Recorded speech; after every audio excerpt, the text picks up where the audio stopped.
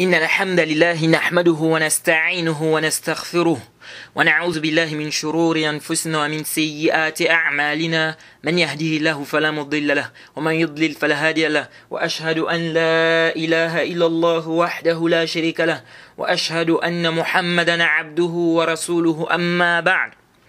Louange alors le Créateur des cieux et de la terre, on le loue pour tout ce qu'il nous accorde comme bien, comme grâce. On lui demande de prier sur son prophète Mohammed sallallahu alayhi wa sallam, sa famille, ses compagnons et tous ceux qui les ont suivis jusqu'au jour de la rétribution. Celui qu'Allah a guidé, personne ne peut l'égarer. Celui qu'Allah a égaré, personne ne peut le guider. Alors nous sommes toujours dans l'explication de Usul Sunnah de l'imam Ahmed ibn Hanbal, rahimahullah ta'ala. Alors le cours précédent, nous avons refuté quelques ambiguïtés que certaines personnes apportent pour permettre les innovations dans la religion. Alors nous allons toujours continuer dans ce sens. Parmi les ambiguïtés que certaines personnes apportent pour permettre les innovations dans la religion, les paroles de certains savants. Les paroles de certains savants. Alors certains disent que l'imam Shafi'i voit que l'innovation se divise en deux.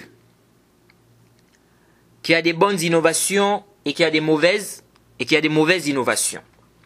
Ils disent que l'imam Shafi'i a dit ce qui est reprimandé, c'est ce qui contredit le Coran ou le athar, un athar, donc ça contredit le Coran, ou bien un athar, ou ça contredit le ijma', ou ça contredit la sunna. Donc ce qui contredit la sunna, ou bien le Coran, ou bien un athar, ou bien ijma', ça c'est bid'at mudallala.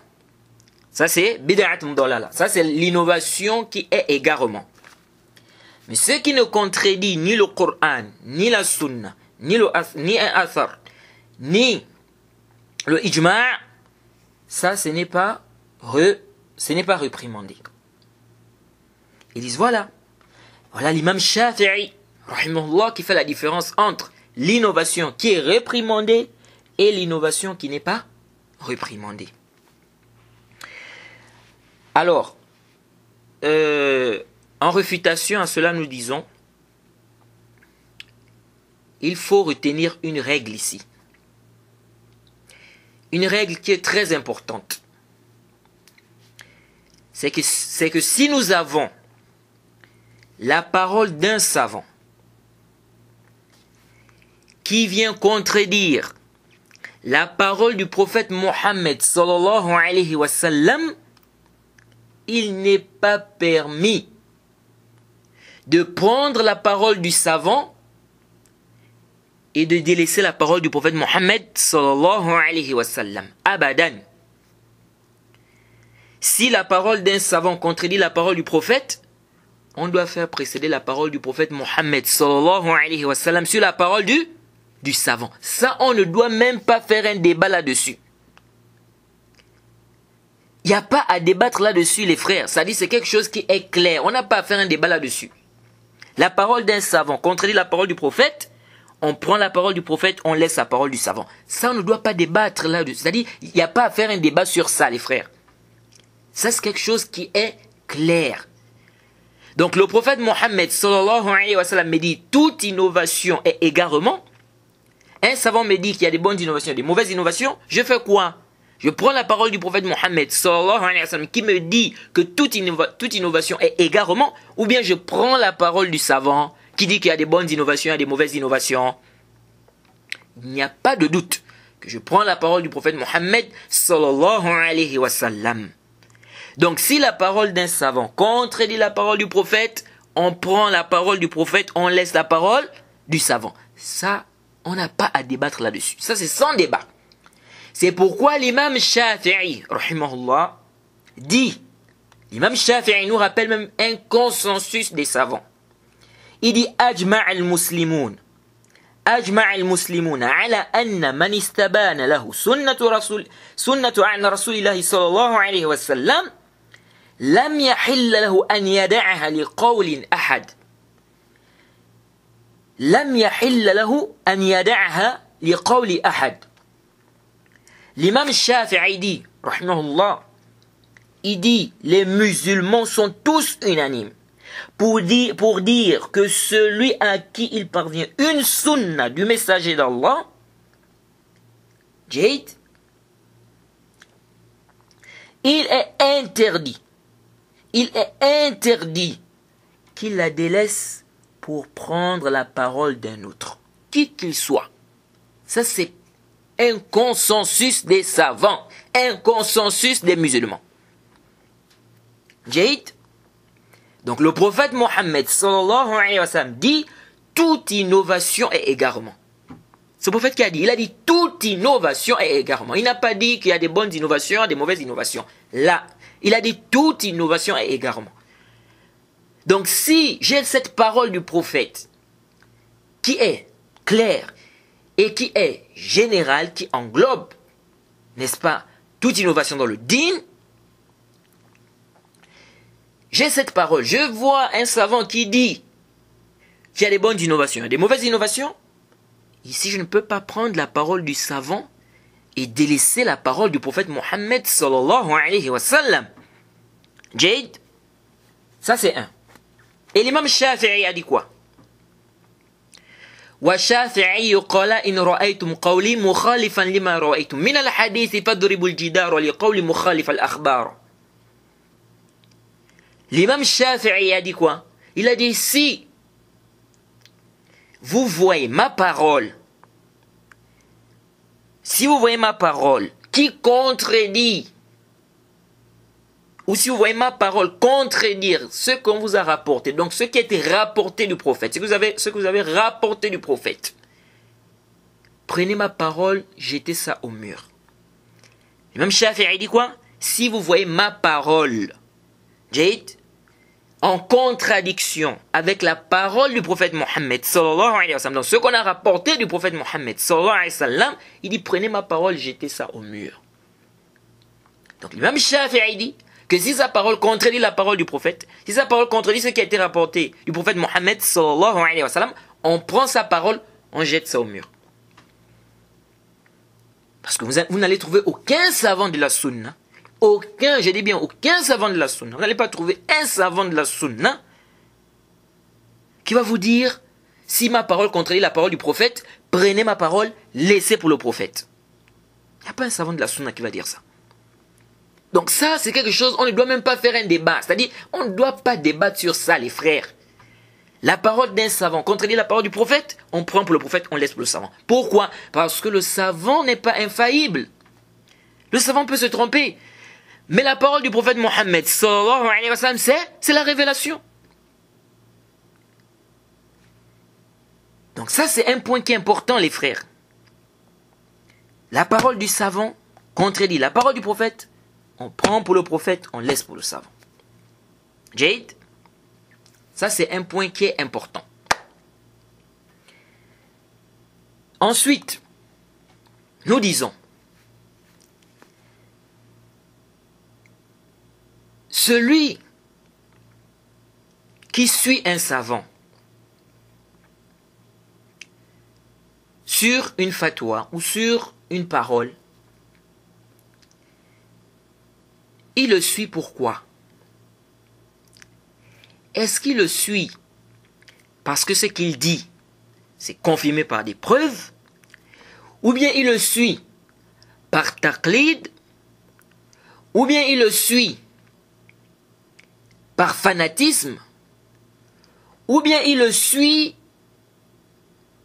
par, c'est-à-dire bil hawa, par passion?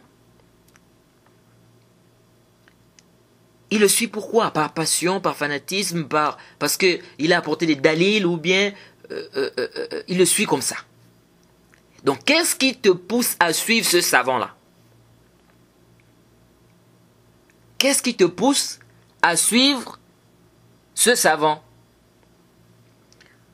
Alors, celui qui va suivre un savant dans ce qu'il dit,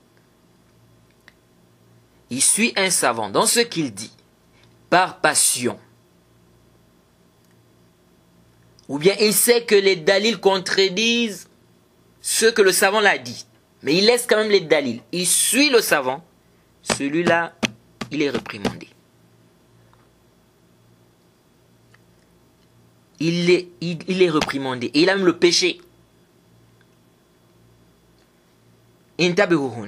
Parce qu'il y a des gens qui se disent que du moment où le savant a fait la fatwa, c'est un savant.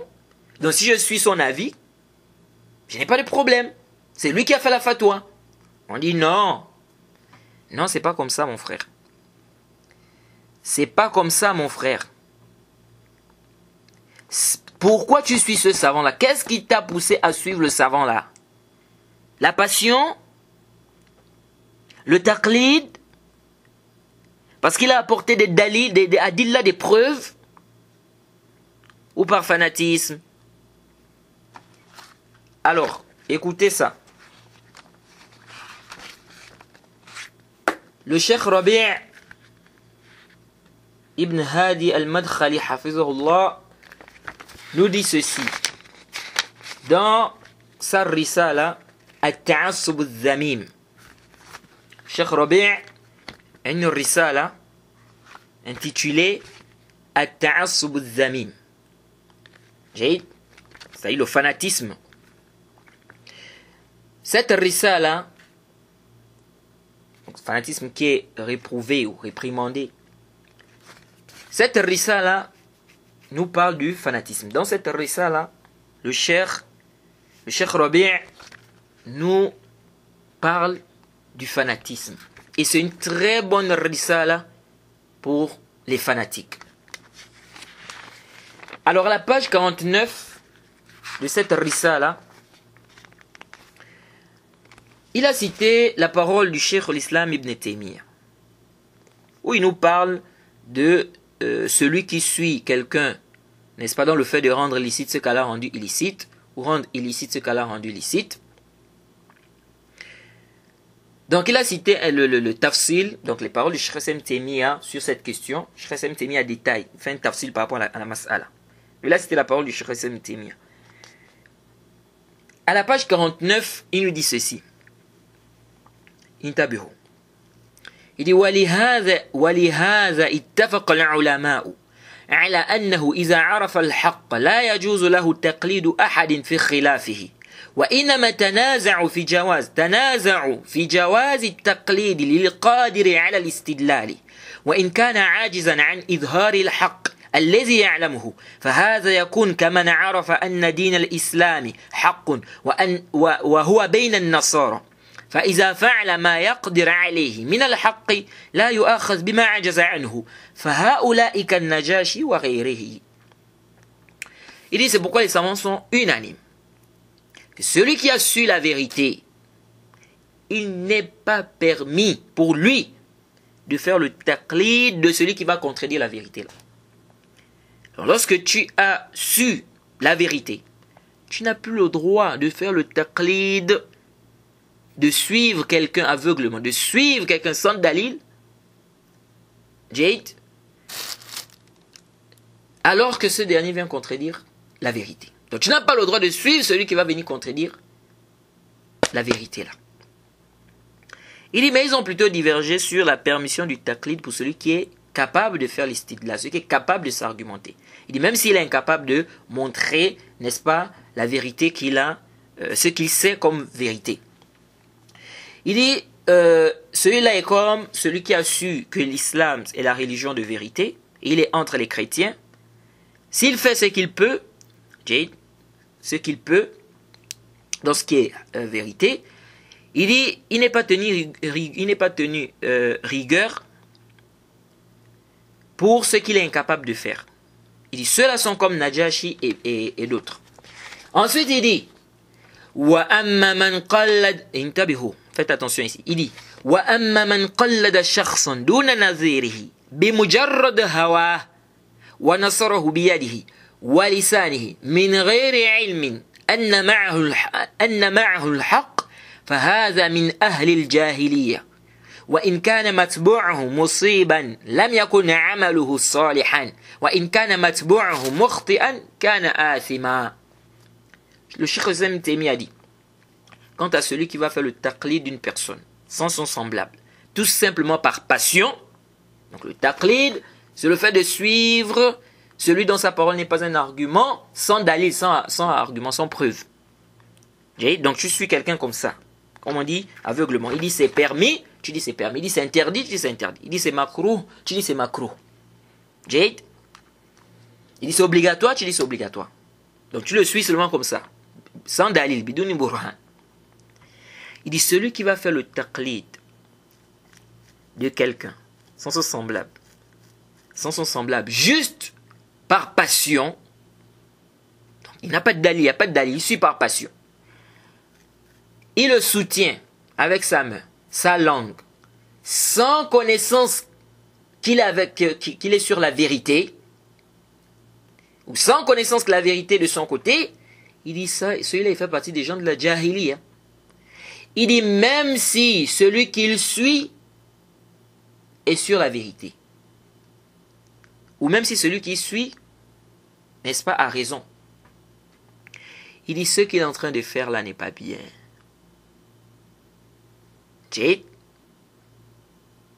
Ce qu'il est en train de faire n'est pas bien.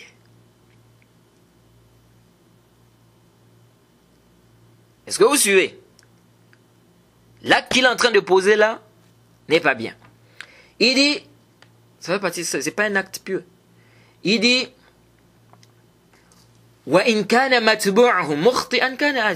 si celui qui suit est en erreur, il a le péché. Ça, c'est la parole du Cheikh l'Islam Ibn Taymiyyah. Le Cheikh Rabi' commente cette parole. Il dit ceci. Intabihu. Il dit, ya'ni. Donc il dit, c'est-à-dire, حتى لو كان متبوعه على الحق وهو تابعه بغير حجة ولا برهان فقط لأنه فلان هذا آثم وإن كان متبوعه على الحق فليجب أن يتجرد الإنسان لله فيجب أن يتجرد الإنسان لله ويبحث عن الحق ويتبع أهله وينصر هذا الحق وينصر أهله وهذا هو المطلوب من المؤمن. Le Cheikh Rabi' dit, c'est-à-dire même si celui qui suit est sur la vérité, s'il a suivi sans preuve, sans argument, juste parce que c'est un tel, il a le péché. Même si celui qui suit est sur la vérité. Le serviteur doit se soumettre à Allah. Il doit chercher la vérité. Il doit suivre les gens de la vérité, les gens qui soutiennent la vérité. Il doit soutenir la vérité, soutenir les gens de la vérité, les gens qui suivent la vérité. Il dit c'est ce qui est demandé aux croyants. Donc le Cheikh Rabi' dit, celui qui va suivre quelqu'un, il dit ici, même si celui qu'il est en train de suivre est sur la vérité, mais s'il le suit sans preuve, sans argument, juste parce que c'est un tel, il dit il a le péché. Donc lui il a suivi par passion. Il a suivi par passion. Lui il a le péché. Donc que les gens ne pensent pas que, c'est-à-dire quelqu'un va dire non mais c'est le savant qui a fait, cette fatwa. Moi j'ai pris la fatwa du savant. Non, c'est pas comme ça. Pourquoi tu as pris cette fatwa? Par passion. Si c'est par passion, tu as le péché. Tu as le péché. Les actes sont valides selon leur intention. Ibn al-Qayyim dit ceci. Intabihu. Ce que Ibn al-Qayyim va dire là, c'est quelque chose de très important. Il dit dans le I'lam Muwaqqi'in, au tome 2, lorsqu'il parle du taqlid, il dit at-taqlid wa aqsamuhu. Donc le taqlid et ses catégories. Il parlait du muqallid. Il dit فَإِنْ قَالَ وَإِنْ أَخْطَأَ فَهُوَ مَأْجُورٌ. Donc le muqallid, Ibn al-Qayyim dit, s'il se trompe, il est récompensé. Parlons donc de celui qui suit. Donc le muqallid, il dit s'il se trompe, donc celui qui suit là, s'il se trompe, il est récompensé. قيل أجل هو مأجور لاجتهاده وأنت غير مأجور لأنك لم تأتي بموجب الأجر بل قد فرقت في الاتباع الواجب فأنت إذا مأزور. Ibn al-Qayyim dit, s'il demande, donc parlant de celui qu'il suit, s'il se trompe, il est récompensé? Il dit, on lui dira bien sûr. Évidemment. Il dit, il est récompensé à cause de son effort, à cause de son ijtihad. Il dit, mais toi, tu n'es pas récompensé. Car tu n'es pas venu avec ce qui donne droit à la récompense. Tu n'as pas fait ce qui donne droit à la récompense. Il dit, mais tu as été négligent dans le suivi de ce qui est obligatoire. Jade, il dit, tu as donc le péché. فَإِنْ قَالَ, s'il dit, كيف يأجره الله على ما أفتى به ويمدحه عليه ويذم المستفتي على قبوله منه وهل يعقل هذا. Il dit, s'il dit, comment Allah va récompenser celui qui a fait la fatwa, Jade, et il va lui faire des éloges, et il va réprimander celui-là qui a posé la question, qui a pris la fatwa, qui a accepté la fatwa de lui. C'est-à-dire, il dit, comment Allah va récompenser celui qui a fait la fatwa et celui qui l'a suivi, il est réprimandé. Il dit, est-ce que ça c'est raisonnable? Ibn al-Qayyim dit, قيل له المستفتي إن هو قصر وفرط في معرفة الحق مع قدرته عليه لحقه الذم والوعيد وإن بذل جهده ولم يقصر فيما أمر به واتقى الله ما استطاع فهو مأجور أيضا. هو مأجور أيضا. Ibn al-Qayyim dit la réponse. Donc il donne donc la réponse à cela. Il dit, on va lui dire, celui qui a posé la question, s'il a été négligent, Jade, s'il a été négligent, il a été négligent dans la recherche de la vérité. Il y a eu négligence de sa part. S'il a été négligent dans la recherche de la vérité, dans la connaissance de la vérité, il a été négligent. Pourtant, il était capable. Il sera alors réprimandé. Et la menace pèse sur lui. Parce qu'il était négligent. Donc il dit, s'il a été négligent dans la recherche de la vérité, alors qu'il est capable, ou dans la connaissance de la vérité, alors qu'il est capable, il est réprimandé. Il dit, s'il fournit ses efforts, et qu'il n'a pas du tout été négligent dans ce qu'on lui a ordonné, et il a craint Allah comme il a pu, il est aussi récompensé. Vous avez compris ça? Donc il ne suffit pas de dire, j'ai suivi tel savant. Non, mais tu as suivi tel savant, comment? Pourquoi? Est-ce par passion? Est-ce que ici aussi, c'est par négligence, tu as été négligent dans la recherche de la vérité? Limaza. Donc ça déjà, c'est un point qui est important à comprendre ici. Donc, c'est pas la peine de vouloir se cacher derrière des paroles de certains savants. Non, l'imam tel a dit, l'imam Nawawi a dit. Donc c'est un imam. Moi je le suis dans ça. Là, c'est pas comme ça. L'imam peut être récompensé, l'imam Nawawi peut être récompensé, pourtant il est en erreur, hein. Il est récompensé par rapport à son ijtihad. Toi qui l'as suivi, tu as le péché. L'imam Shafi'i peut être récompensé, c'est un savant, il a fait son ijtihad, par rapport à son intention, ses efforts, etc. Toi qui l'as suivi, tu n'es pas récompensé, au contraire tu as le péché. Pourquoi? À cause de ta mauvaise intention. Quand tu as pris cette parole-là, de l'imam Shafi'i ou de l'imam Nawawi. C'est bon? Donc ça, c'est ce qu'il faut déjà retenir. Si la parole d'un savant contredit la parole du prophète, on prend la parole du prophète, on délaisse sa parole. du savant. Ça, c'est un. Et suivre le savant aussi, c'est pas parce que le savant, n'est-ce pas, on va dire que le savant a fait la fatwa, il a fait l'ijtihad, même s'il s'est trompé, peut être récompensé. Ça ne veut pas dire que celui qui le suit aussi, il est récompensé. Ou celui qui le suit, il n'a pas de problème, non. Le savant peut être récompensé, malgré qu'il s'est trompé à cause de son ijtihad, son effort, parce qu'il n'est pas récompensé par rapport à l'erreur. On ne va pas récompenser le savant par rapport à l'erreur, non. C'est par rapport à son ijtihad, par rapport à son effort. Il a fait des efforts pour chercher la vérité, etc., etc. Donc, par rapport à ça, il est récompensé. Il est récompensé. Celui qui va le suivre, il peut ne pas être récompensé. Au contraire, il peut avoir le péché. Jade, lèche, pourquoi? Parce que son intention est mauvaise. Deuxièmement, nous disons, vous avez mal compris la parole de l'imam Shafi'i.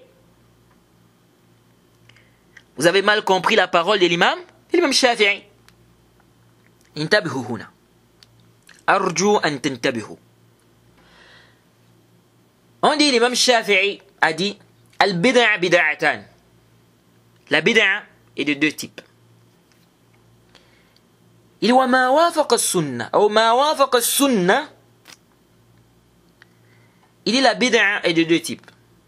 Ceux qui ont en conformité avec la sunna, Jade, c'est pas réprimandé.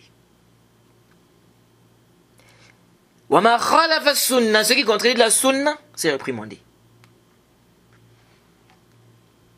On pose la question.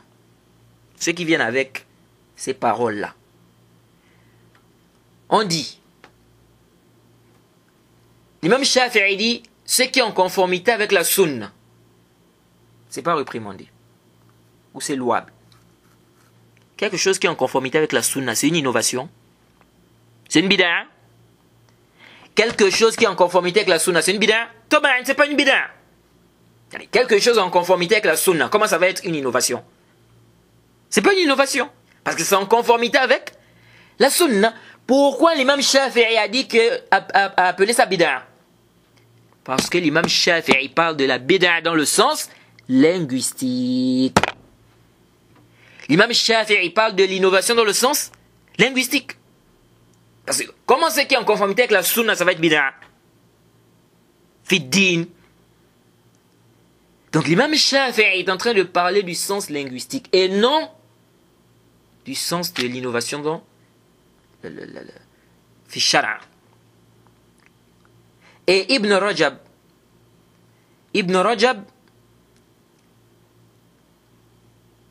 dans l'explication des 40 hadiths de Nawawi, lorsqu'il a parlé de cette question, il a dit l'imam Shafi'i, il a dit le sens que l'imam Shafi'i a visé ici, c'était le sens linguistique. Et il a dit c'est ce qu'on comprend également des paroles de certains salafs. C'est-à-dire si on trouve des paroles de certains salafs dans le sens de la bonne innovation, il dit c'est dans le sens linguistique. C'est pas dans le sens de la législation. Jade. Puis nous disons, et ça c'est pas étonnant, hein? Ça c'est pas étonnant. C'est-à-dire le fait que des gens comprennent mal certaines paroles de certains savants, c'est pas étonnant. Déjà la parole d'Allah, parfois il y a des gens qui comprennent, n'est-ce pas, ça mal. La parole du prophète, il y a des gens parfois qui comprennent ça mal. Que dire de la parole des savants? Le Cheikh al-Islam Ibn Taymiyyah, combien de gens ont pris les paroles du Cheikh al-Islam Ibn Taymiyyah et ils ont mal compris ces paroles? Combien? Donc, ça c'est pas étonnant. Donc il y a des gens qui comprennent aussi mal les paroles des savants. Alors, ce qui vient renforcer ce que nous sommes en train de dire, que l'imam Shafi'i n'a pas visé ce que vous visez, il parlait dans le sens linguistique, c'est que l'imam Shafi'i, on rapporte de l'imam Shafi'i qui rejette l'istihsan.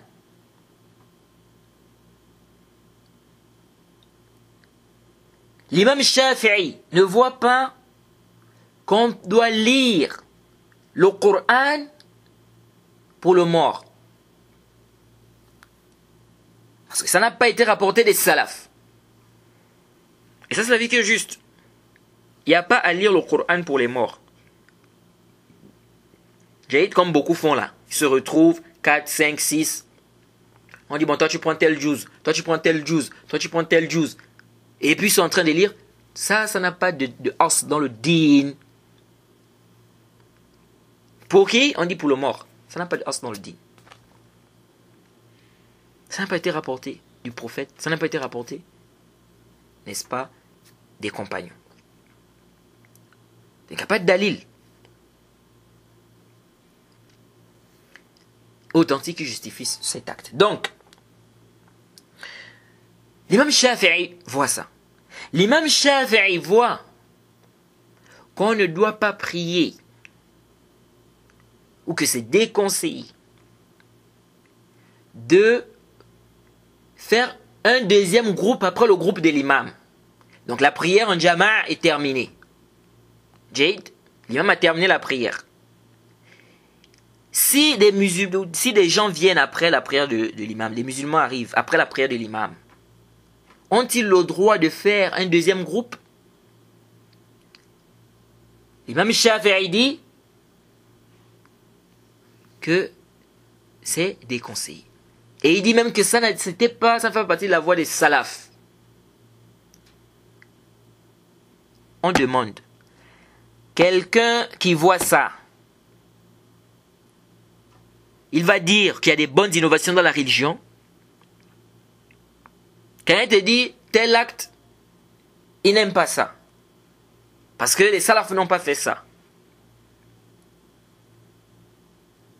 Quelqu'un, on dit, il rejette l'istihsan. Quelqu'un dit qu'il n'aime pas qu'on lise le Coran pour le mort. Parce que ça n'a pas été, n'est-ce pas, rapporté, n'est-ce pas, du prophète ou des compagnons.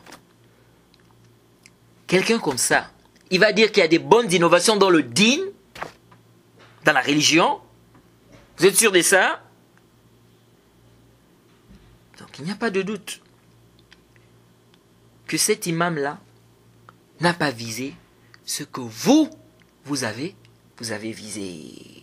Jade. Et à supposer même qu'il avait visé cela, qu'il voulait par sa parole qu'on peut faire des innovations dans le din, des bonnes, soi-disant bonnes innovations. On dit lorsque la parole d'un savant contredit la parole du prophète, on prend la parole du prophète, on laisse la parole du savant. Et ça, il n'y a pas à faire un débat sur cela. Ensuite, il t'apporte une parole d'Ibn Hazm. Ils te disent qu'Ibn Hazm également a divisé l'innovation en deux. Il a dit qu'il y a l'innovation qui est louable, qui est réprimandée, il y a l'innovation qui n'est pas réprimandée. Il y a l'innovation qui est réprimandée, il y a ce qui n'est pas réprimandé. Nous disons Ibn Hazm est en train de parler de l'innovation dans le sens linguistique. Jade, c'est pourquoi après il a même cité la parole de Omar, qu'on a déjà expliqué. Il te parle de l'innovation dans le sens linguistique. Et puis, les frères. Ibn Hazm est connu pour être Rajulun Zahiri. On dit qu'il est Zahiri. Il prend, n'est-ce pas, les paroles dans leur sens apparent. Ça, il n'y a pas d'ishkal dans ça à la base. Mais le problème avec Ibn Hazm, c'est qu'il rejette le qiyas et il reste sur ce qui est cité dans le texte. Et parfois même les ma'ani des textes, c'est-à-dire le but, c'est qu'est-ce qui est voulu dans ce texte. Parfois, il fait abstraction de cela. Pour dire que non, le texte a dit ça, donc on se limite à ça. Je vous donne un exemple simple. Le prophète Mohammed sallallahu alayhi wa sallam a interdit de faire miction dans de l'eau stagnante. Le prophète a interdit de faire miction dans de l'eau stagnante. Ibn Hazm t'a dit quoi?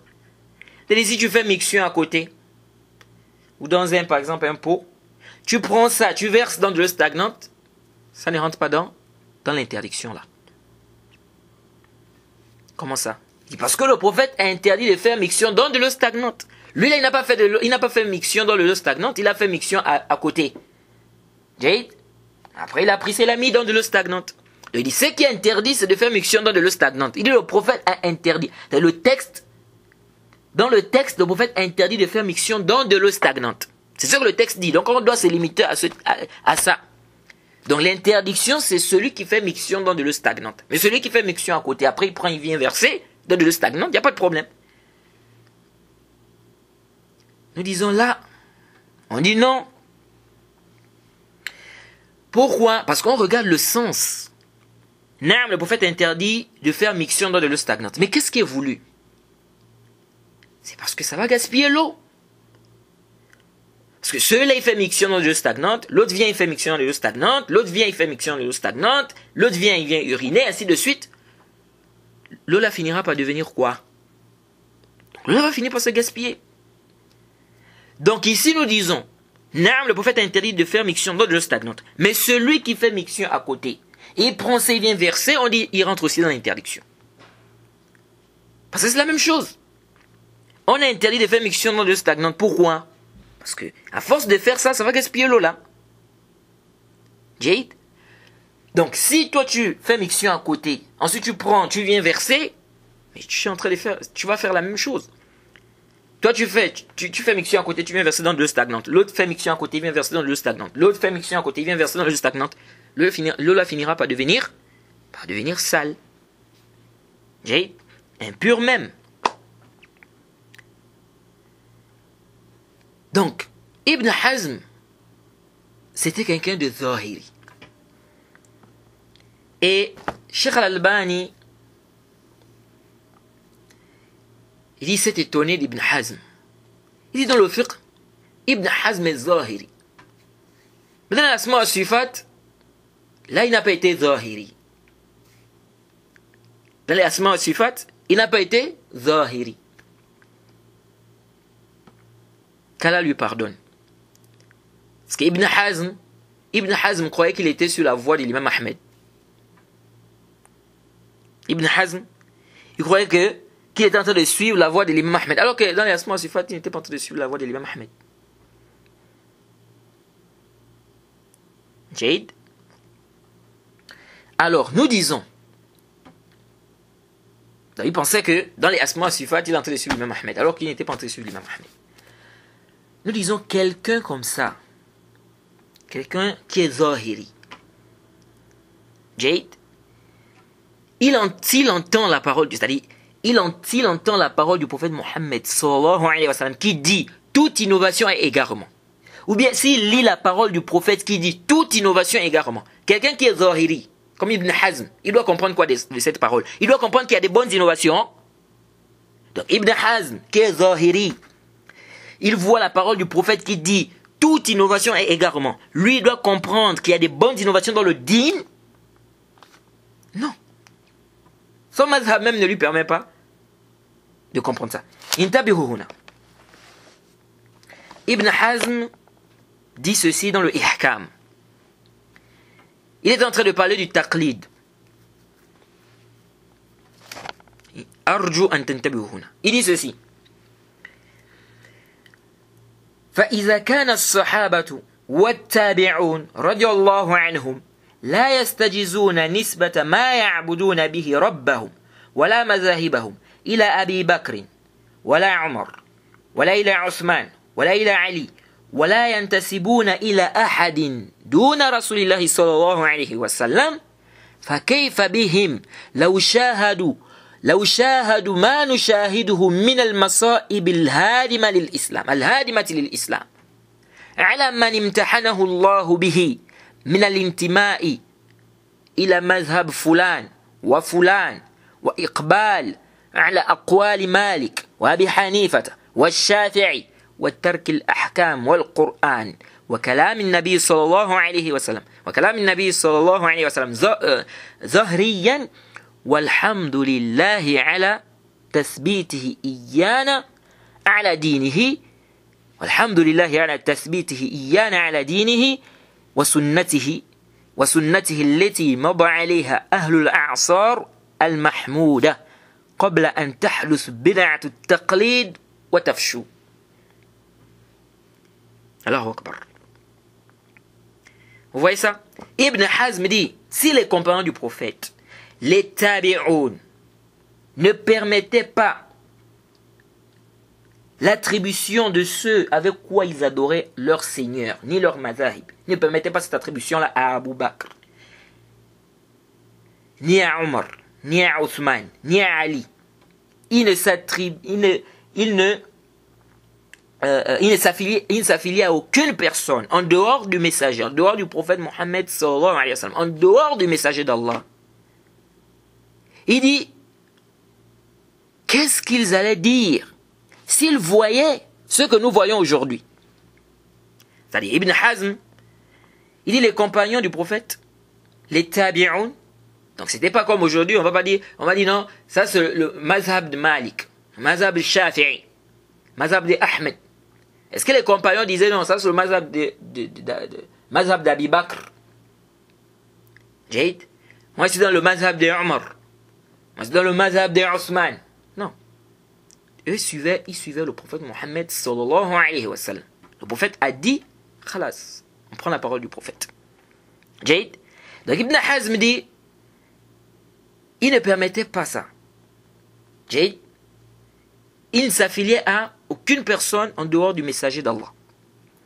Il dit, qu'allait-il dire? Ou qu'est-ce qu'ils allaient dire s'ils voyaient ce que nous voyons aujourd'hui comme malheur destructeur de l'islam? Ceux qui ont été éprouvés par Allah par le fait de s'affilier au mazhab de tel ou de tel. Ceux qui ont été éprouvés par le fait de suivre, se pencher vers les paroles de Malik, Abi Hanifa, Shafi'i et délaisser les sentences du Coran, la parole du prophète, les paroles apparentes du prophète. Ibn Hazm dit, qu'est-ce qu'ils allaient dire? C'est-à-dire, Ibn Hazm, il dit, si les compagnons ne s'affiliaient à aucune personne en dehors du prophète Mohammed sallallahu alayhi wa sallam, il dit, qu'est-ce qu'ils allaient dire s'ils voyaient ce que nous voyons aujourd'hui? Les gens qui ont été éprouvés, en s'affiliant au mazhab de Malik, mazhab de Shafi'i, mazhab de tel, et délaisser les ahkam du Coran, les paroles du prophète. Donc ceux qui font le fanatisme, le ta'assoub. Donc il laisse la parole du prophète pour suivre la parole de l'imam. Bien évidemment, suivre un mazhab, on a déjà parlé de ça, que ce n'est pas interdit de suivre un mazhab. Ce qui est réprimandé, c'est quoi? Le fanatisme. Alors Ibn Hazm dit, louange à Allah du fait qu'il nous a raffermis dans sa religion et sur sa sunna, la sunna sur laquelle étaient les gens des siècles passés, des générations passées. C'est à qui on a fait des éloges avant que ne survienne l'innovation qui est le taqlid et sa propagation. Et avant que ça ne se propage. Avant que ne survienne l'innovation qui est le taqlid et avant sa propagation. Donc Ibn Hazm considère le taqlid comme étant une innovation. Vous avez compris ça? Pour Ibn Hazm, le taqlid est une bid'a. C'est pourquoi Ibn Hazm, il dit même que le ami ne doit pas faire le taqlid. Bon. Là, on est juste en train de citer la parole d'Ibn Hazm. Ça ne veut pas forcément dire qu'on est d'accord avec Ibn Hazm. Parce que le taqlid est permis, il y a des cas où le taqlid est autorisé. Et on ne va pas dire que le ammi, il ne doit pas faire le taqlid. Là, comme ça.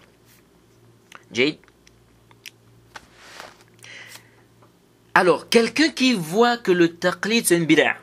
Ibn Hazm dit même que le qiyas c'est une bid'a. Il dit les salafs ne connaissaient pas le qiyas. Ibn Hazm voit que le taqlid, le qiyas c'est une bid'a. Donc, pour Ibn Hazm, le taqlid c'est une bid'a, le qiyas c'est une bid'a. Taqlid c'est une innovation, le qiyas c'est une innovation. On a déjà dit le taqlid c'est quoi? Suivre quelqu'un sans dalil. C'est-à-dire celui dont sa parole n'est pas un argument, tu le suis sans dalil, sans preuve. Donc, on peut dire aveuglement. Il dit le taqlid c'est une innovation. Le qiyas c'est une innovation. Et comme je viens de dire, ça ne veut pas dire, c'est-à-dire là on est en train de citer la parole d'Ibn Hazm. Ça ne veut pas dire qu'on est d'accord avec Ibn Hazm. C'est comme lorsqu'on a parlé de la question de la prière, faire un deuxième groupe après la jama'a de l'imam. Il y a des savants qui voient que c'est déconseillé, qu'on ne doit pas faire. Et il y a d'autres qui voient que c'est autorisé. Et nous sommes d'avis que c'est autorisé. Et dire que ça n'a pas été rapporté des salafs, ça c'est pas sahih. C'était rapporté de Anas. Imam al-Bukhari a cité ça ta'liqan dans son sahih. Et c'est venu dans le Musnad d'Ibn Abi Shayba avec une chaîne de transmission authentique que Anas radiyallahu anhu a fait un groupe, il a pris un jama'a après la jama'a de l'imam dans une mosquée. Donc ici là on cite. Donc le naql, quand on fait le naql de la parole d'un savant, ça ne veut pas forcément dire qu'on est de cet avis. Si on dit tel savant a dit, ça ne veut pas forcément dire qu'on est de cet avis-là. Donc Ibn Hazm voit que le qiyas c'est une bid'a. Mais à sahih, le qiyas c'est pas une bid'a, c'est pas une innovation. Les compagnons même ont fait le qiyas. Donc dire que le qiyas, l'analogie est une innovation, هذا كلام غير صحيح. Ça c'est une parole qui n'est pas juste. Donc le qiyas n'est pas une innovation. Mais pourquoi j'apporte cette parole d'Ibn Hazm ou ces paroles d'Ibn Hazm?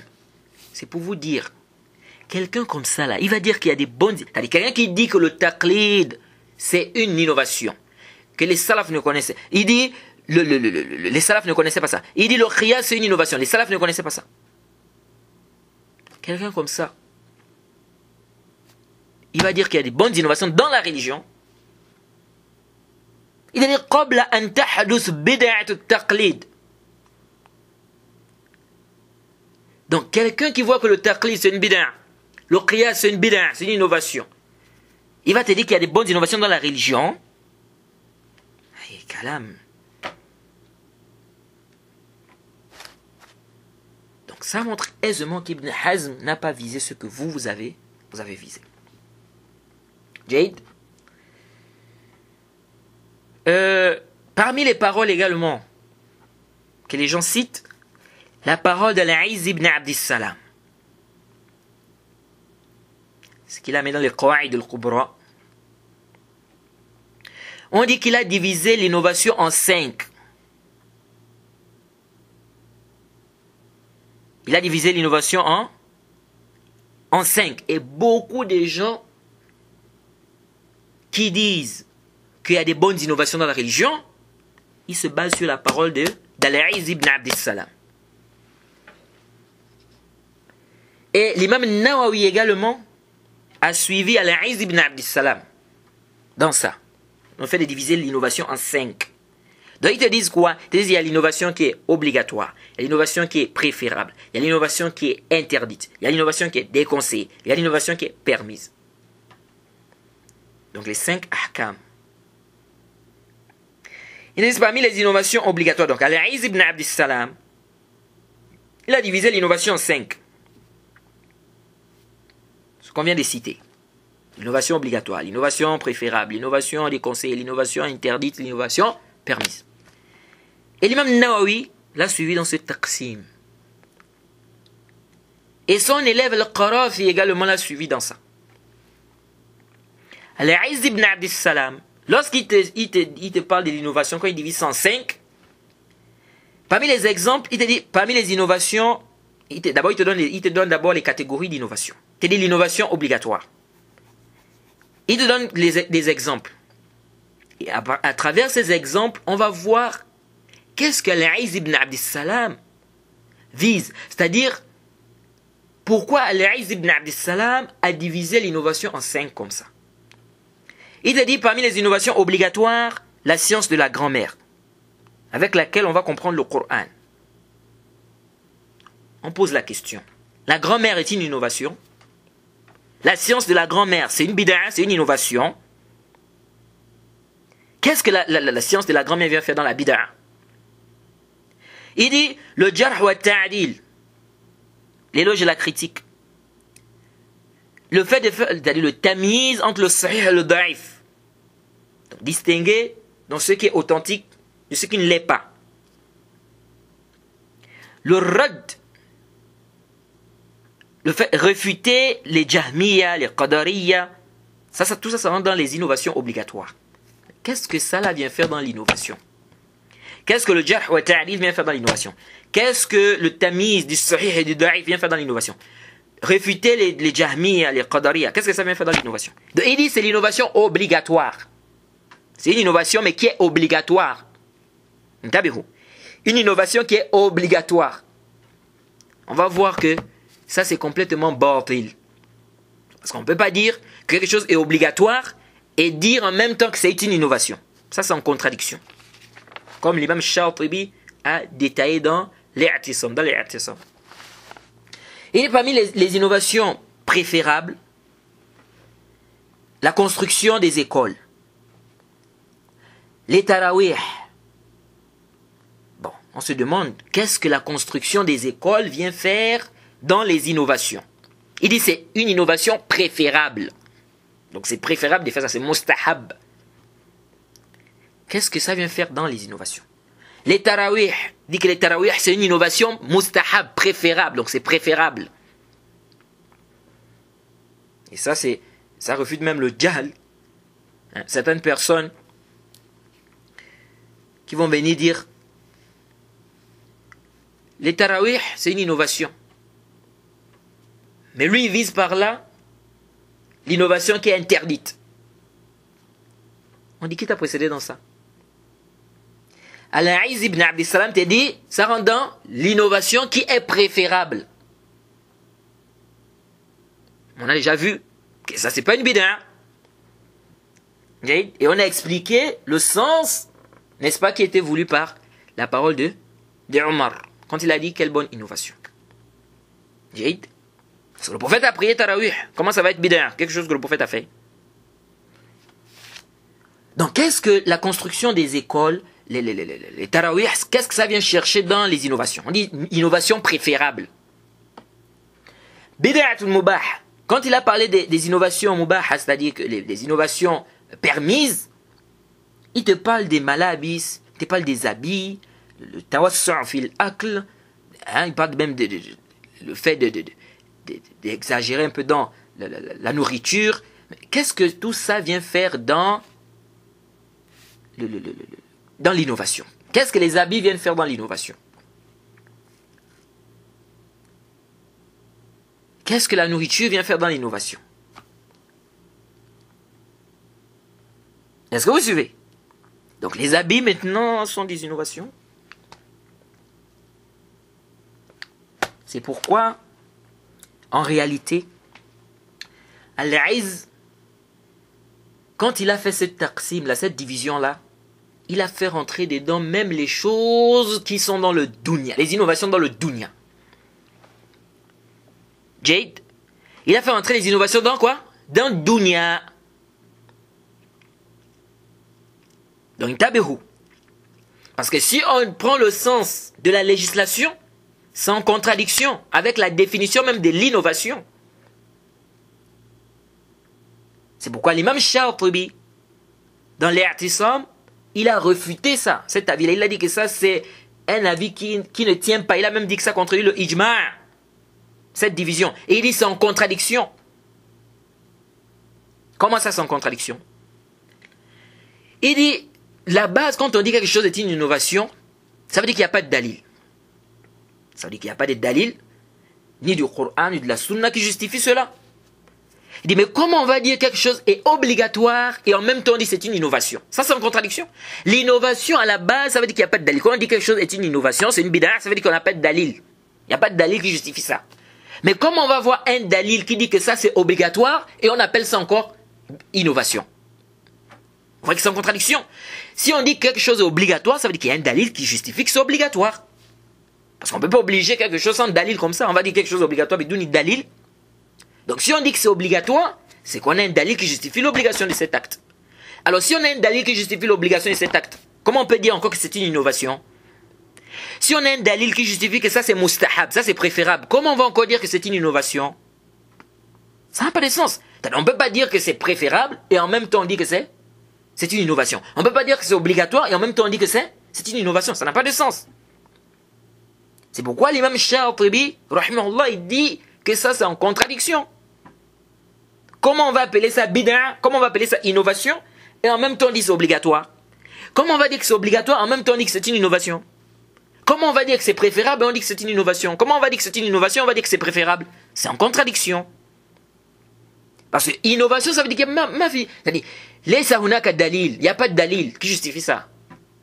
Comment on va encore dire que ça c'est mustahab, ça c'est wajib? Alors que on sait bien que l'innovation, quand on parle d'innovation, ça veut dire qu'il n'y a pas de dalil qui justifie ça. Donc c'est en contradiction en fait. Jade. Et pourquoi Al-Aïz ibn Abdissalam a fait cette division-là? En fait, Al-Aïz ibn Abdissalam, lui, il fait rentrer les masalih al-mursala dans les innovations. C'est pourquoi l'imam Shatibi a dit Al-Aïz ibn Abdissalam a une excuse. Contrairement à Al-Qarafi, son élève, celui qui l'a suivi dans ça. C'est-à-dire que son élève Al-Qarafi, donc le Maliki, il n'a pas d'excuse. Mais Al-Aïz ibn Abdissalam, il a une excuse. Parce que lui, en fait, il fait rentrer les masalih al-mursala dans l'innovation. Et Al-Aïz ibn Abdissalam, il a des paroles sur les innovations. Hein? Quand il parle du musafaha, hein? Après les prières de subh, la prière d'Asr, quand il parle de la prière du prophète même dans le qunut, il a même fait rad à Ibn Salah. Parce qu'Ibn Salah a été questionné sur ce qu'on appelle le salat al-raghaib, qui est une prière mubtada'a. Salat mubtada'a, c'est une prière innovée que les gens font au début de Rajab. Lui, il a fait une fatwa qu'il y a juz, ce que c'est permis. Une prière qu'on fait avec des rak'at, des sourates qu'on doit lire dans chaque rak'at, des sourates, n'est-ce pas, d'été précises. Il a fait la fatwa du Jawaz. Al-Aïz ibn Abdissalam a écrit une risala pour le refuter. Pour refuter Ibn Salah. Est-ce que vous suivez ça? Donc, ça veut dire que la question n'est pas comme ça de manière absolue. Pour dire que non, dans le din, il y a des bonnes innovations, il y a des mauvaises, il y a des bonnes innovations, il y a des mauvaises innovations. Et par quoi tu juges que ça c'est une bonne innovation? Par quoi? Tu as un dalil ou bien c'est ton aql? Et si c'est ton aql, le aql doit légiférer des choses.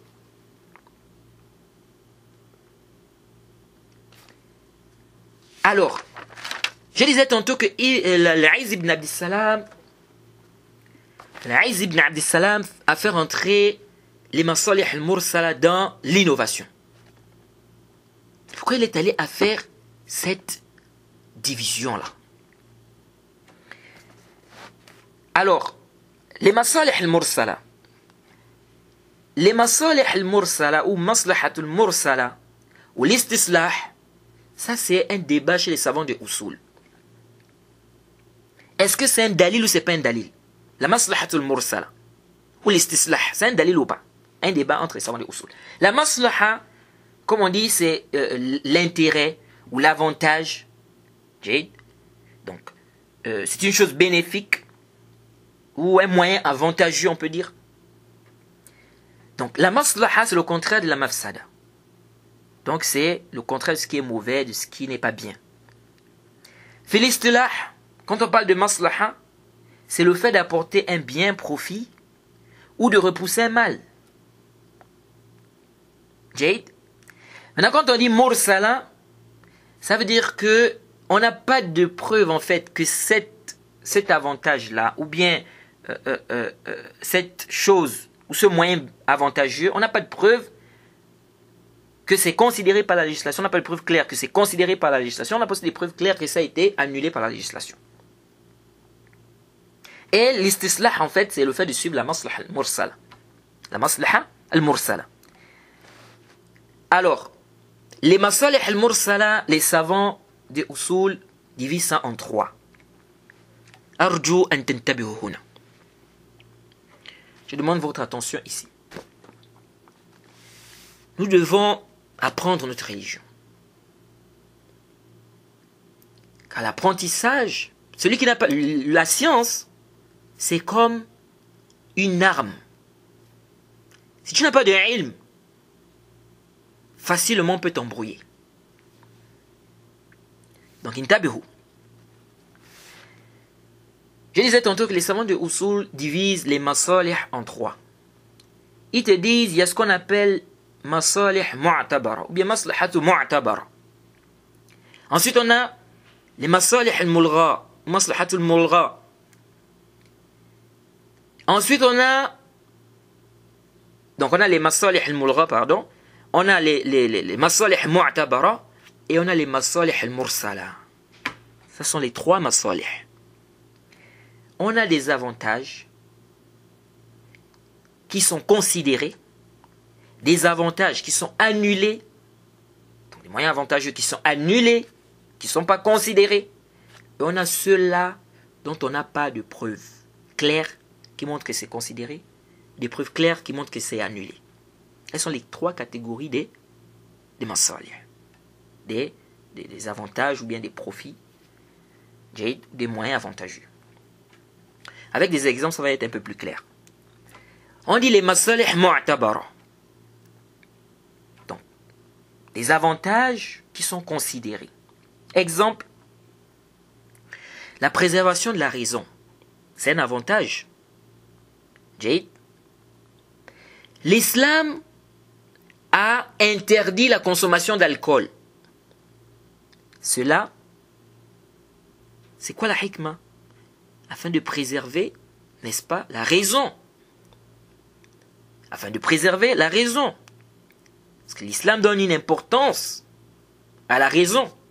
C'est pourquoi Ibn Qudama rappelle que celui-là même qui va frapper quelqu'un et il perd sa raison, il doit donner la dia complète.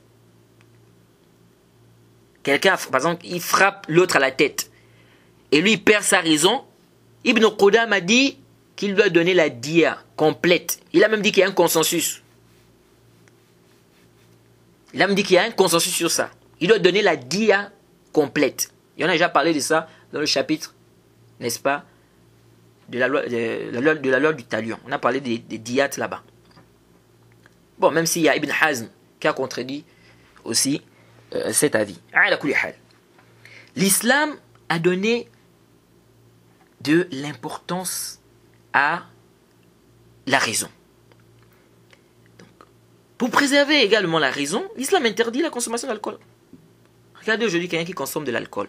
Vous allez voir quelqu'un, un monsieur, parfois c'est même quelqu'un qui est vraiment, c'est un intellectuel, c'est vraiment quelqu'un qui est intelligent.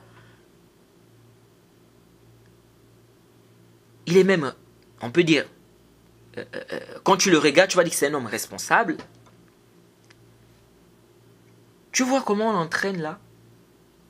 Le soir, on est en train de le transporter. Il a fait miction dans ses vêtements.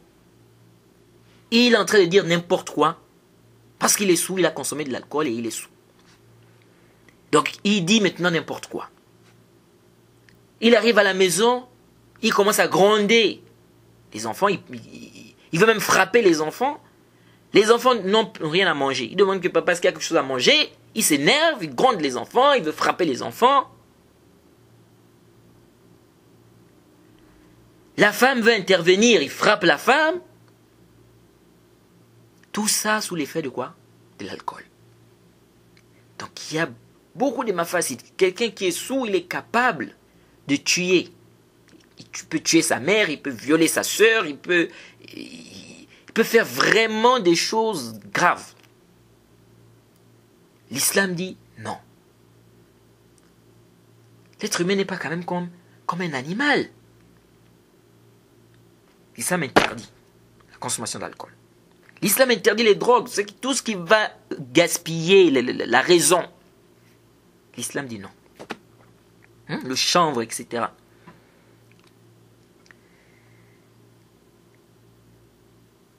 La préservation de la vie, c'est un avantage, c'est un intérêt.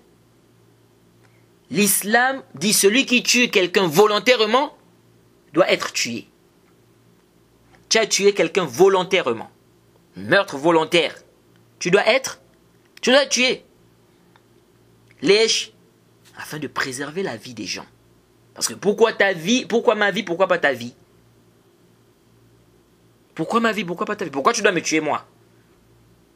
Donc tu dois me tuer, toi tu dois rester. Donc l'islam dit, celui qui tue l'autre volontairement doit être tué. Et cela, afin de faire quoi? Afin de préserver la vie des gens. Allah subhanahu wa ta'ala dit, vous avez dans la loi du talion, la préservation de la vie. Oh, vous doués d'intelligence. On a déjà vu quand on a parlé, n'est-ce pas, dans le chapitre de la loi du talion. Donc c'est un avantage. Donc ici on a des preuves, l'islam a considéré ces avantages-là. L'islam demande de couper la main du voleur. C'est afin de préserver les biens des gens. Ça, c'est un avantage. L'islam a considéré cela. Donc, quand on dit les masalih mu'tabara, les avantages qui sont considérés, ce sont des avantages, c'est-à-dire, ce sont des choses où on a des dalils, des preuves, Jade, que ces avantages-là sont considérés par la législation. Ensuite, on a des avantages qui sont annulés, que la législation n'a pas pris en considération. Jade, un exemple simple. La polygynie. La polygynie, et c'est le terme que je préfère même, parce qu'après recherche, je me suis rendu compte que le terme polygamie, en réalité, c'est un terme que nous, les musulmans, doivent éviter quand on dit qu'Allah a permis. On doit plutôt dire Allah a permis la polygynie. J'ai la polygynie. Parce qu'en réalité, la polygamie, ça englobe les deux sexes.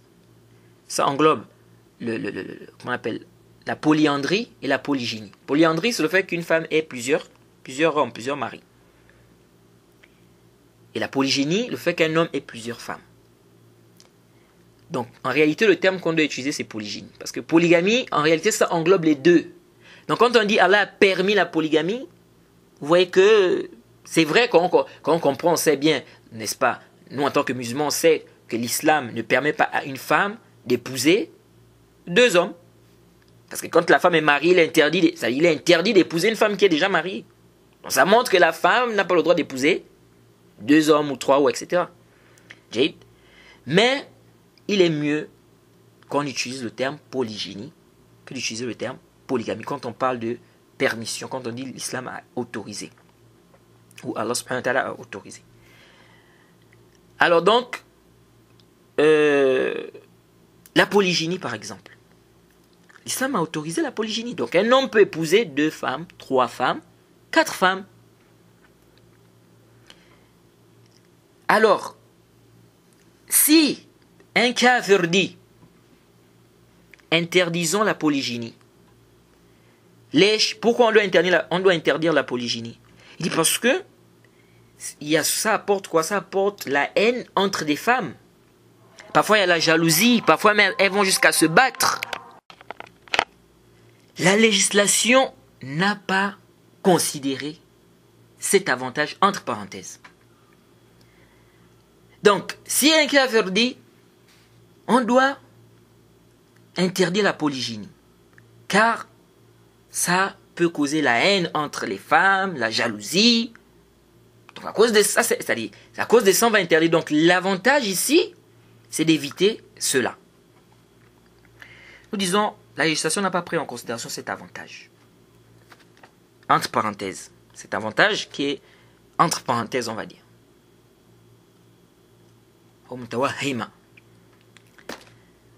Nous disons, pourquoi? L'islam a autorisé la polygynie tout en demandant à l'homme d'être juste. Jade, car sa permission apporte plus de bien. C'est pourquoi, moi je dis souvent aux gens, les gens qui critiquent la polygynie, etc.,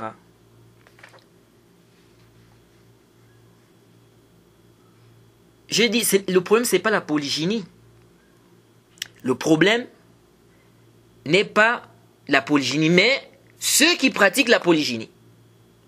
Est-ce qu'ils pratiquent ça conformément à l'islam, comme l'islam a demandé? Alors nous disons, l'islam a autorisé la polygynie, car ça apporte plus de bien. Jade, et vous devez savoir que quand la législation annule un avantage, c'est qu'il y a un avantage plus grand que celui qui a été annulé, dans le fait de délaisser cet acte, s'il a été interdit, ou dans le fait de faire cet acte, s'il a été autorisé. La polygynie permet d'augmenter la progéniture. Ça permet d'augmenter la progéniture. Aujourd'hui, quand on parle des animaux, on dit espèces en voie de disparition. Et les gens font tout pour préserver cette espèce maintenant. Pourquoi? Ils disent non, parce que c'est une espèce en voie de disparition. La polygynie permet, n'est-ce pas, d'augmenter la progéniture. La polygynie empêche les gens, ou on va dire, c'est une barrière contre la fornication, contre les maladies sexuellement transmissibles. Parce que qu'est-ce qui se passe en réalité? Si on dit, vous savez que la pyramide démographique est en faveur des femmes. Donc, les femmes sont plus nombreuses en fait que les hommes. Si on dit si on interdit la polygynie, qu'est-ce qui va se passer? Un exemple simple. Supposons, on dit il y a 10 femmes, 5 hommes. Si on dit plus de polygynie, ça veut dire que 5 hommes vont épouser 5 femmes. Et les autres 5 femmes, elles vont faire quoi? C'est évident, elles vont sortir avec les maris des autres. Elles vont sortir avec les maris des autres. Jade. Et vous allez voir que dans les sociétés où on interdit la polygynie, vous allez trouver des gens qui vivent en concubinage. Des gens qui ont vous allez trouver des hommes qui sortent avec des femmes hors mariage. Il ne peut pas, en fait, prendre une deuxième femme parce que c'est interdit. Est-ce que vous suivez? Et vous savez qu'aujourd'hui, on a encore le problème des homosexuels. Ça vient encore baisser le nombre des hommes qui doivent se marier avec des femmes. Et l'argument, c'est-à-dire dire que non, on va interdire la polygynie parce que ça peut amener la jalousie entre les femmes, la haine entre les femmes, etc. Déjà, la jalousie, ça c'est un sentiment qui est naturel. C'est-à-dire qu'une femme va avoir de la jalousie, Jade, par rapport à une autre femme, n'est-ce pas, qui serait en relation avec son mari. C'est un sentiment qui est naturel, cette jalousie. Bien évidemment, ça doit rester selon les droits de la législation. Nous disons, quand vous dites, c'est-à-dire, votre argument, c'est vraiment un argument qui ne tient pas. Dites non, on interdit la polygynie parce que souvent ça peut amener, n'est-ce pas, la jalousie entre les femmes, les disputes, donc ça c'est pas bien. On dit mais vous permettez le concubinage. Donc vous interdisez la polygynie, vous permettez le concubinage. Pourtant, dans le concubinage aussi, il peut y avoir la même chose. La jalousie, les disputes. Et ça c'est visible. On voit des femmes qui se disputent. À cause d'un homme, quand on regarde, elles ne sont même pas mariées avec cet homme. Pourtant, vous dites que ce n'est pas interdit, le concubinage. Bon, alors, si la raison pour laquelle vous voulez interdire la polygynie, c'est ça, non, parce que ça peut amener la division, ça divise les familles, ça peut amener la haine, mais interdisez également le concubinage, parce que cette même raison, cette illa, se trouve ici. Donc, de la même manière que vous interdisez la polygynie, pourquoi vous n'interdisez pas aussi le concubinage? Sachant que la même raison se trouve là-bas. Il y a des familles qui se divisent aussi à cause de ça. Un homme qui a une copine ici, il a une autre copine là-bas, il a une autre copine là-bas, ils ne sont pas mariés. Ça crée aussi parfois des disputes, il y a la jalousie, il y a ceci, il y a cela. Pourquoi vous ne mettez pas une loi, vous dites que c'est interdit dans la loi? Interdiction de faire ça aussi. Donc ça ne tient pas ça. Ça tient pas. Ça ne tient pas comme preuve. Jade? Ala kulli hal. La polygynie a plusieurs avantages. Jade. Et ça nécessite même, on peut dire, toute une conférence. Jade. Et vous allez voir même les chrétiens aujourd'hui qui vont te dire que non, la polygynie c'est pas bien, etc. Je leur dis, mais lis un peu ta Bible, l'Ancien Testament. Ils te disent dans l'Ancien Testament, ils te citent le nom de certains prophètes qui avaient plusieurs femmes. Dans l'Ancien Testament, selon leur Bible. Mais ils vont venir te dire, non, vous les musulmans, vous faites ceci, vous faites cela. Donc ici, on dit cet avantage-là, ce que vous pouvez penser, c'est-à-dire ce que vous pensez c'est-à-dire ce que vous considérez comme étant un avantage, l'islam n'a pas pris ça en considération. Il dit que non, il faut annuler la polygynie. Pourquoi? Parce que, n'est-ce pas, ça peut causer ceci ou cela. On dit ça aussi, ça peut aussi, c'est-à-dire ce que vous citez là, on peut aussi trouver ça dans le concubinage. Donc interdisez ça aussi. Et c'est étonnant, hein? On va interdire le mariage de façon légale pour permettre ce qui est haram, pour permettre le zina. C'est étonnant. Donc là, on parle de quoi? On parle en fait de maslahat mulgha, ou masalih al-mulgha, pardon. Donc, les avantages que la législation n'a pas, n'est-ce pas, les avantages qui n'ont pas été considérés par la législation. Ensuite, on a les masalih al-mursala. Jade. Les masalih al-mursala, c'est-à-dire des avantages, on n'a pas un texte clair qui dit que cet avantage est considéré. On n'a pas aussi un texte clair qui dit que ce n'est pas considéré. Mais de manière générale, on voit que c'est en conformité avec les qawa'id du din, etc. On parle de maslaha al-mursala. Le maslaha al-mursala, comme je vous ai dit, c'est tout un débat entre les savants de Usul. Certains disent même que c'est l'imam Malik qui a vu que c'est un dalil, c'est un argument, la maslaha al-mursala, et les autres n'ont pas vu ça. D'autres disent non, au contraire, la majorité des savants voient que c'est un argument. C'est certains shafi'iyya, certains malikiyya, et zahiriyya qui ont vu que ce n'est pas un dalil. Ala kulli hal.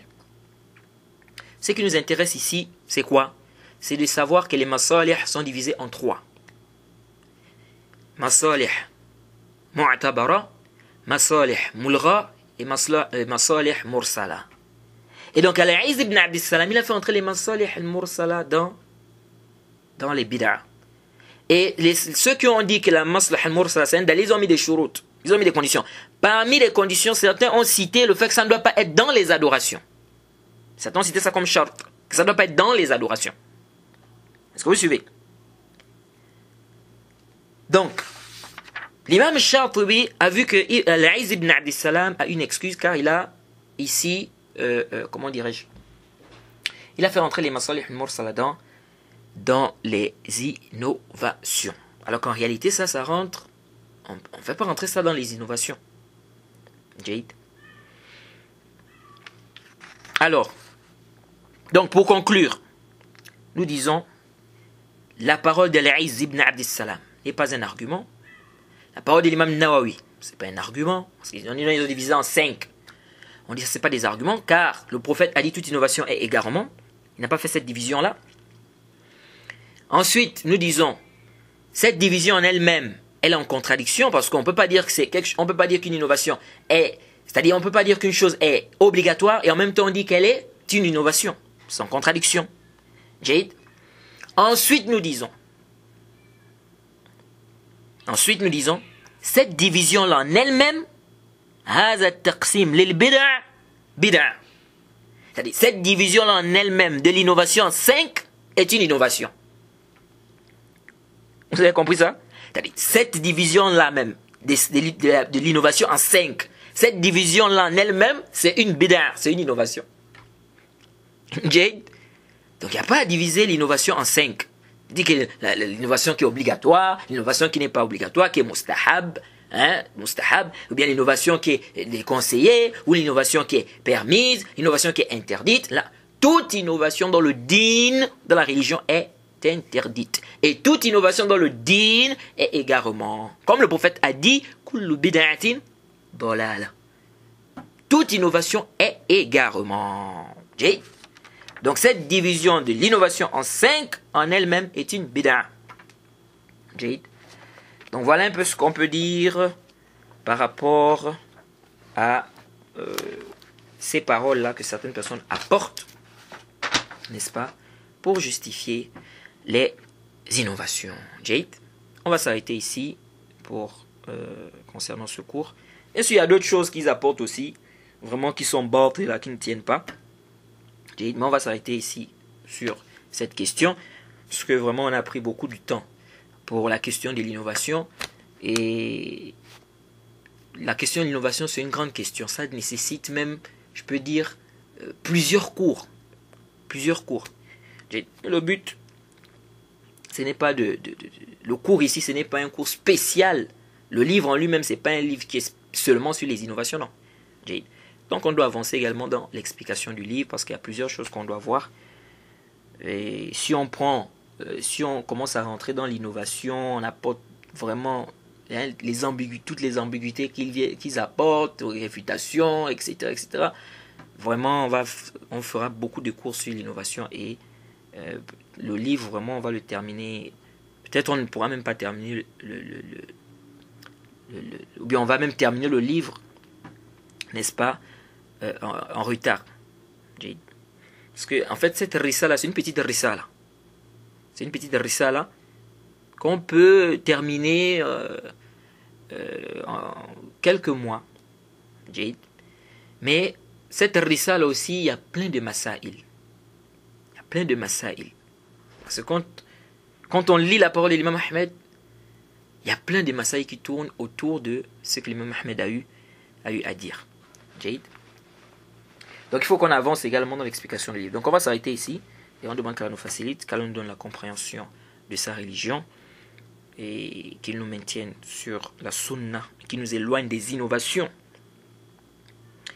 Car comme le prophète a dit, toute innovation est égarement.